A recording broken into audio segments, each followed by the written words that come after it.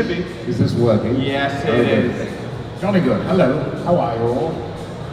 Jolly nice to see you. I see you brought a little hammer. Very good.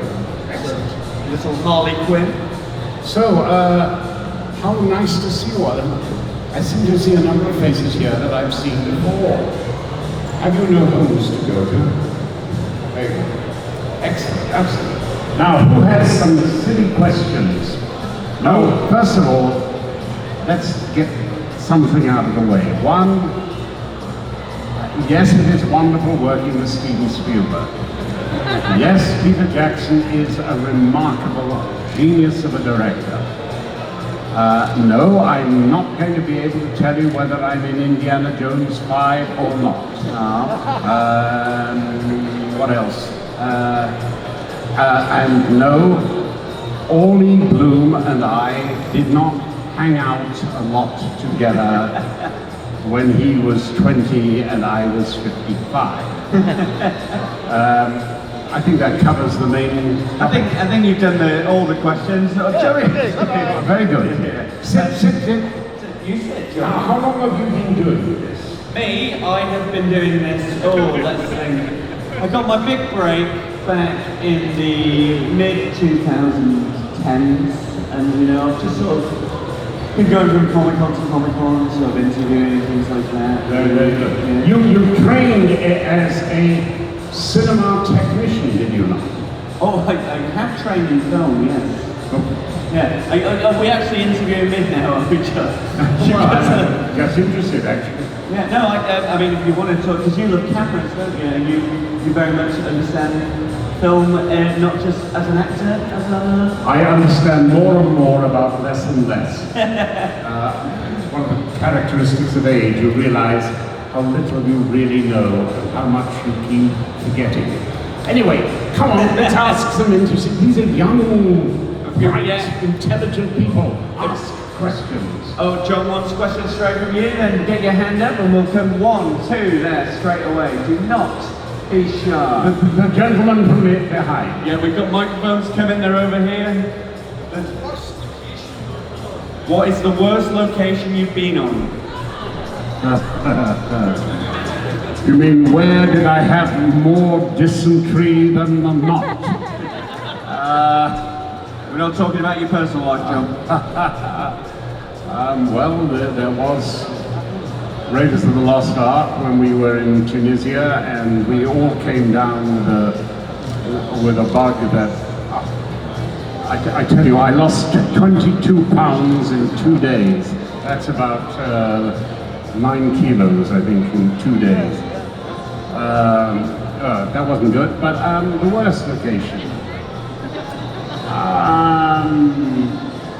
Well, there was that place in Kenya where the director had a nervous breakdown, and we were all billeted in an ex-brothel. Yeah, that was interesting too. But by and large, come on, you're there for the work.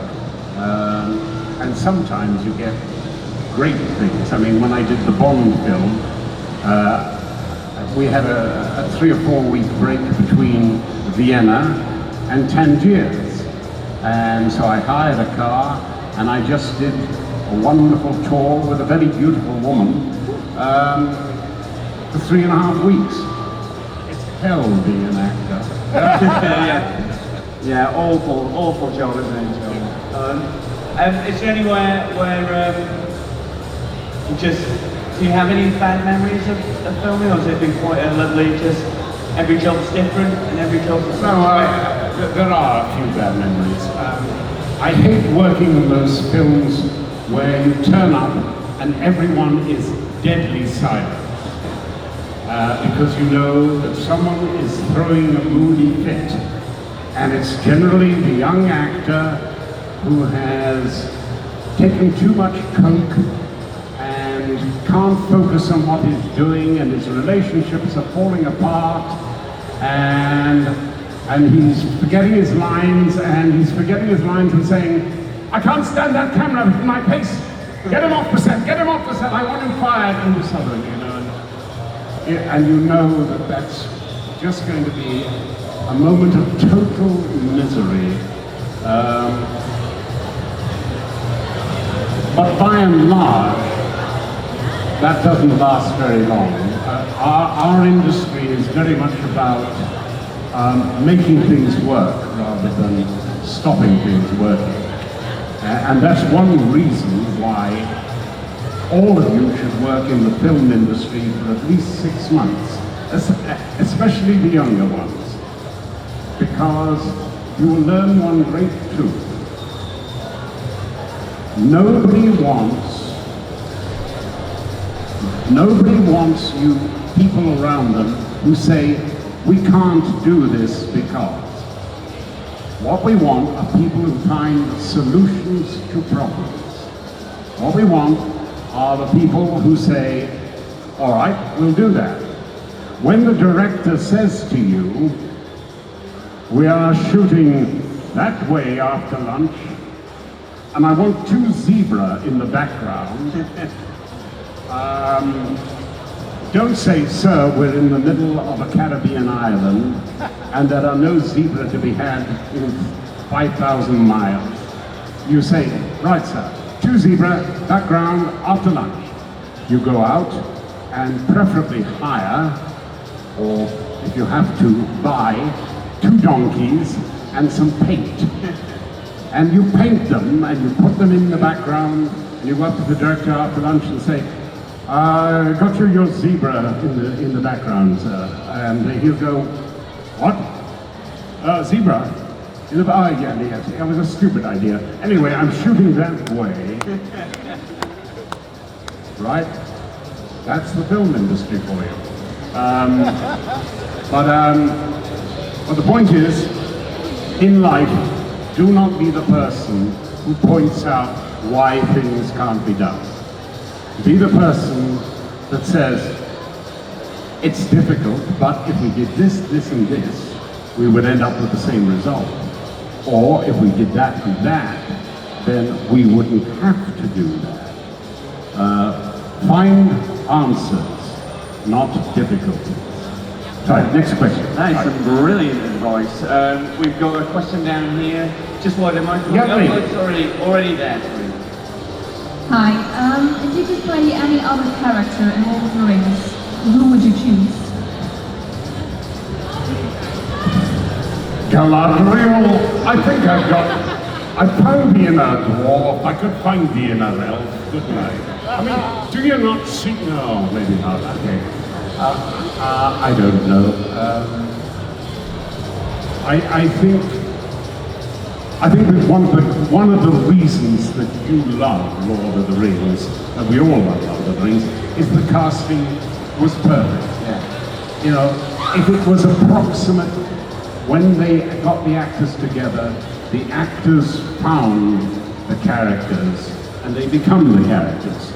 Some actors have become so strong that you cannot now read the book without seeing the actors. Which Tolkien would probably be a little bit annoyed about, I'm sure. But that's what successful directing involves. Casting, if you cast right as a director, probably 80 or 90% of your problems are solved. All right, next question. We got any more? Get your hand up. We got some down here. Yes, it's Gandalf the Grey. Oh, there is a... I heard that the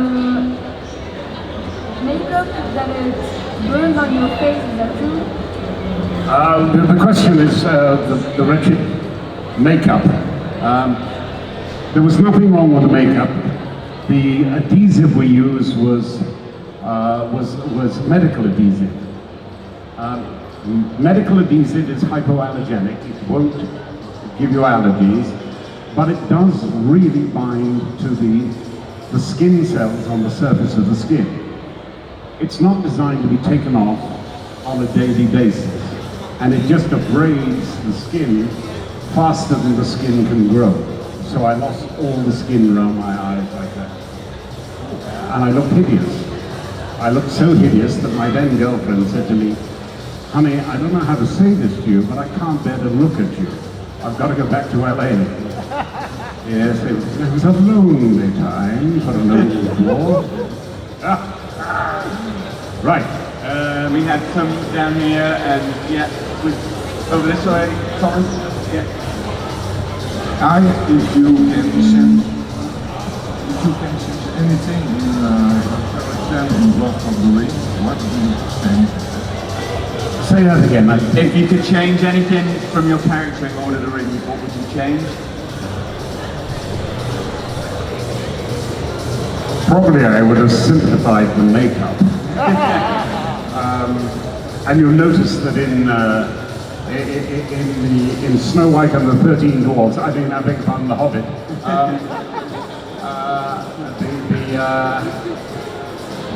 the dwarf makeup was very much simplified. And I have a fantasy about how that happened. You know, the studio execs are saying, okay, now, can we make a trilogy out of this? I mean, there's no point in making just, you know, we want a big earner.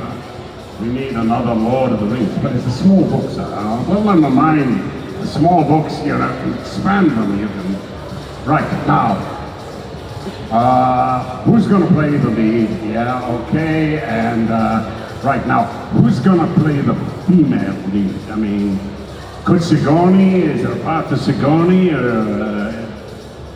There is no female in it, sir. What do you mean there's no female in it? Oh, well, sir, you remember when you read the book? I read the book? Yeah, well, of course I read. I read thousands of scripts, for God's sake. Do you think I can remember them again in detail?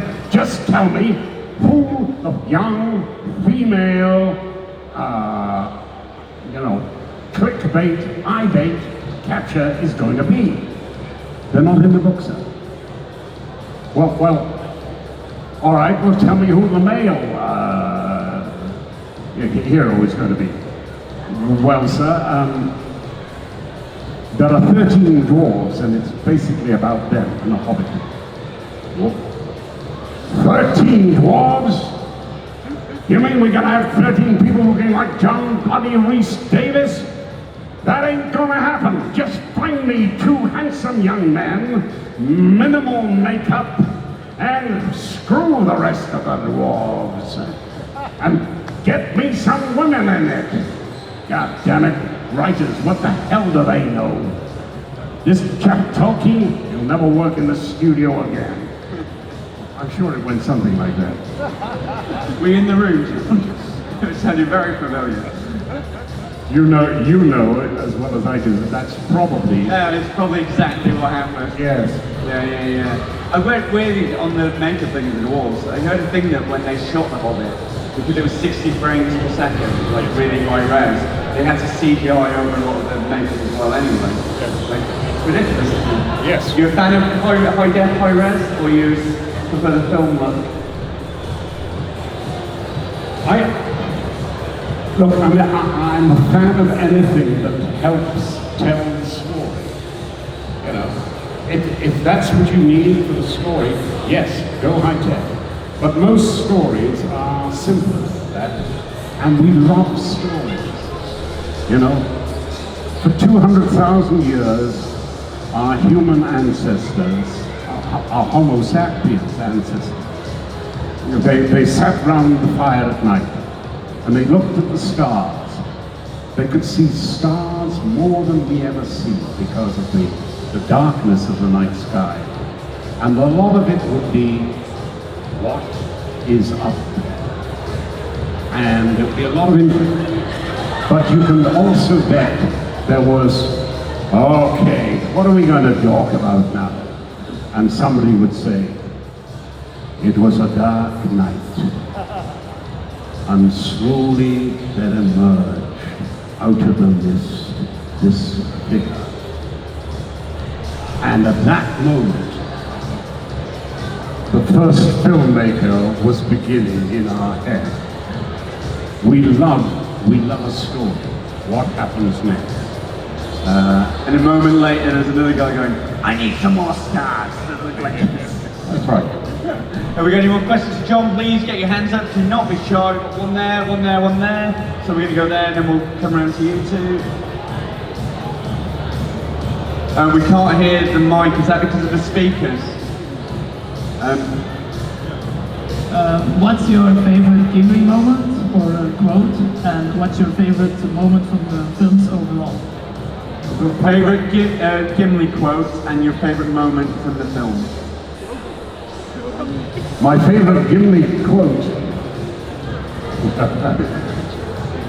we were trying to, we were doing some jumping in the green screen thing, and I made the jump, and I swayed backwards like that, and instinctively, Orlando thought that I was going to fall off the platform. So he grabbed the beard, and I grabbed his hand and said, "Not the beard!"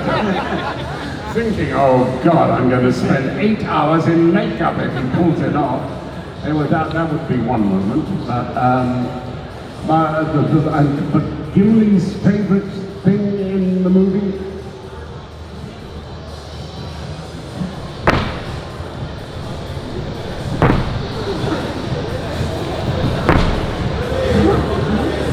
That. I instantly knew on the jump on what you were doing. Great. Absolutely great. Right. We've got two more questions down this way, and then if we've got any more, let us know, because we are going to run out of time soon. Oh, just hold it a bit higher. People probably ask me all the time who was the worst person to work with, but who was the nicest? Who was the nicest person to work with? Can you pick a favourite, John? Well, you can't obviously pick favourites really, but I have wonderful memories of every one of those people on Lord of the Rings. Wonderful memories. But still, for me, one of the most endearing memories was Viggo and we were filming in a very remote part. I mean, we were in a remote part of southern New Zealand anyway. And it was basically a 3-hour journey to and from the very remote hotel that we had. And it was a pleasant evening, and Viggo and I were the last two people there. And we thought, well, rather than drive back to the hotel, we'll stay in our trailers.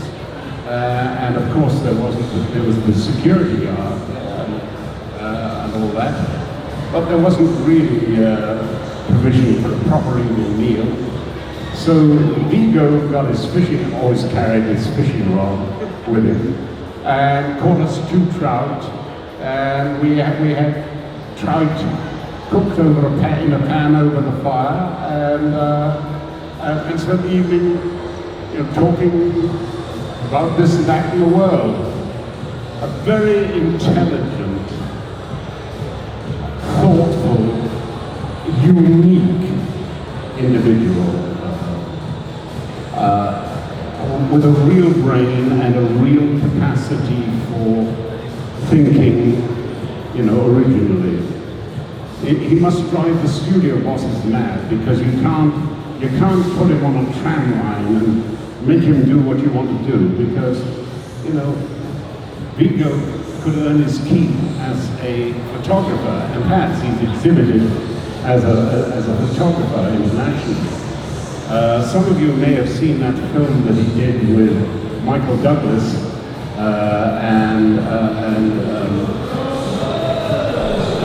everyone's a critic. Michael Douglas and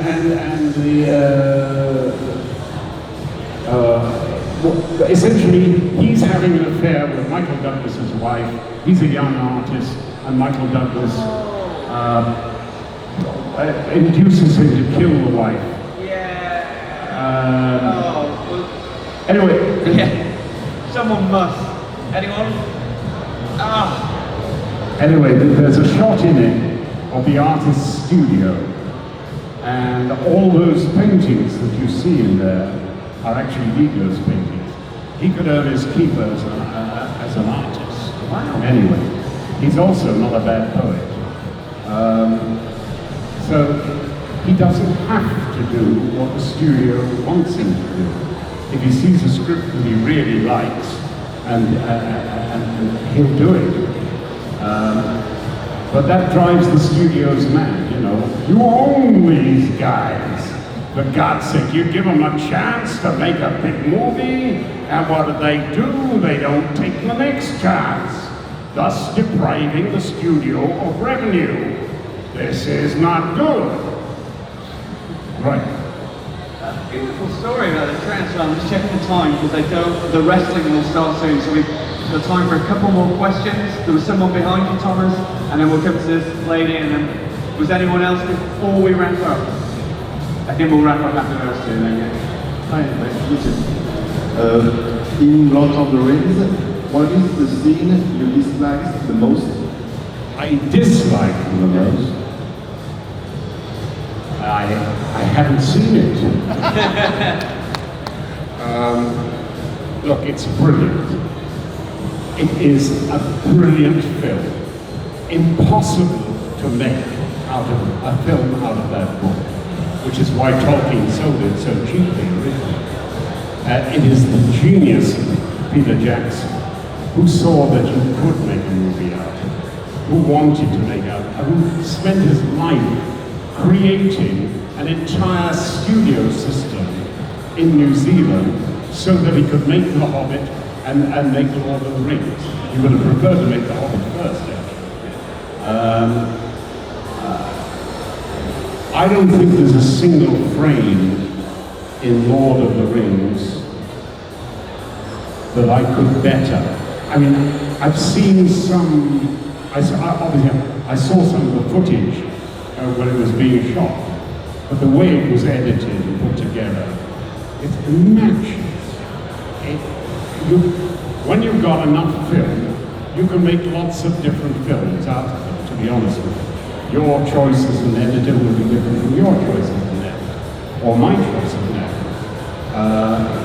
Actors would say, well, the cut that has me in it more prominently is probably the best cut. But the greatness of a director is to be able, and we get back to the old thing again, to tell the story with what he's got and the way he wants to tell it. Jackson was a genius, is a genius, and I wouldn't have changed a frame in the end. One more. Brilliant, so we got one more question then. So, did you take anything with you from the Lord of the Rings set, like a trinket or a piece of clothing or something else? I was given an axe. Every dwarf should have an axe or two and travel with it. But, you know, you can't get on a plane these days, you know, with an axe that's sharp. They say, you might hurt somebody. They say, well, what do you think an axe is for? It is to hurt people, bad people. But you might hurt the stewardess. We dwarves do not attack women, and we dwarves do not attack innocent people. We're there for orcs and the Uruk-hai and bad things. And that's why if you have a dwarf on a plane with an axe, nothing bad will happen. Amazing. Amazing. Just had a question whispering into my ear from Creative Comic-Con's end on this. If you could return to one franchise, as any character you played, so if they said we're going to follow on years later from that franchise, I know in the end it turns fine, you're not going to say anything, but it's in the end. Is there any character you'd love to return to? I'd like to do 2 seasons more of a revitalized Spider. I drew up a proposal suggesting how it could be done, that we could get the original 4 back together, and we would accumulate different characters in different situations.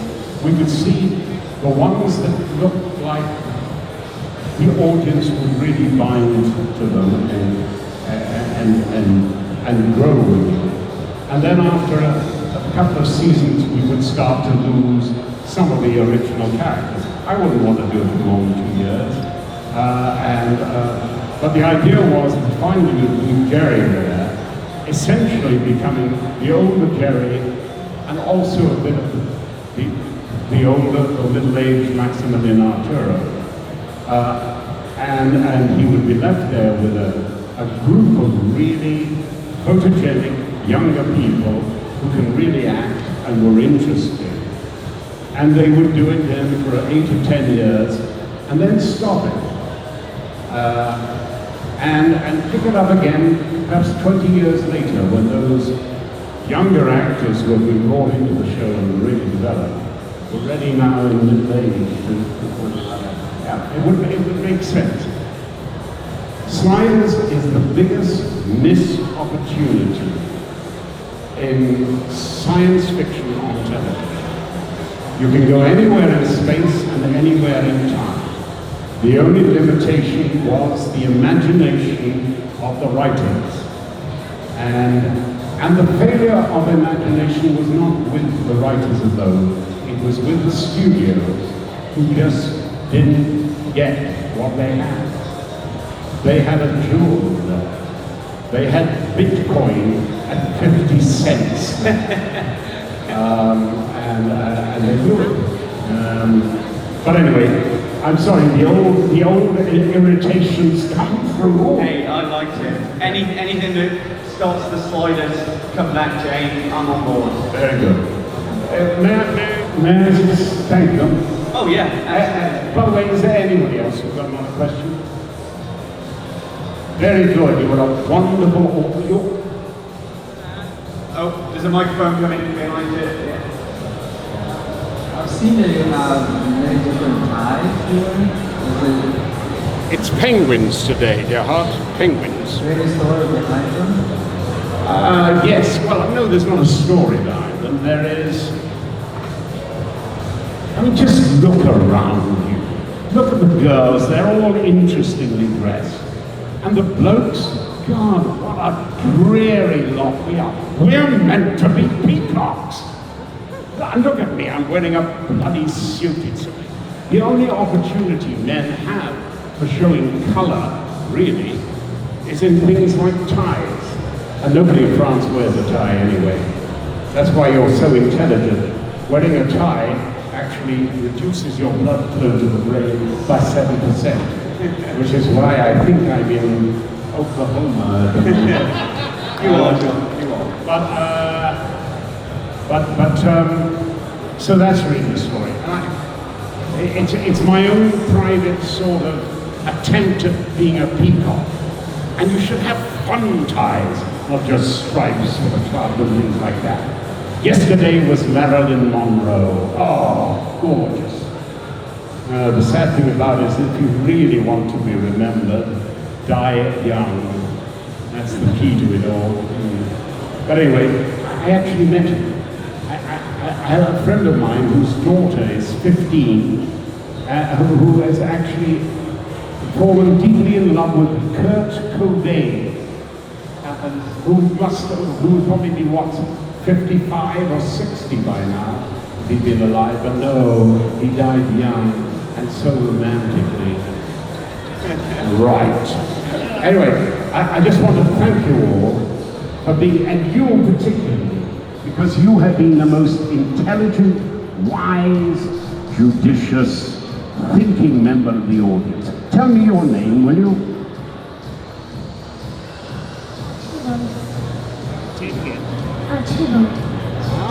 Very good.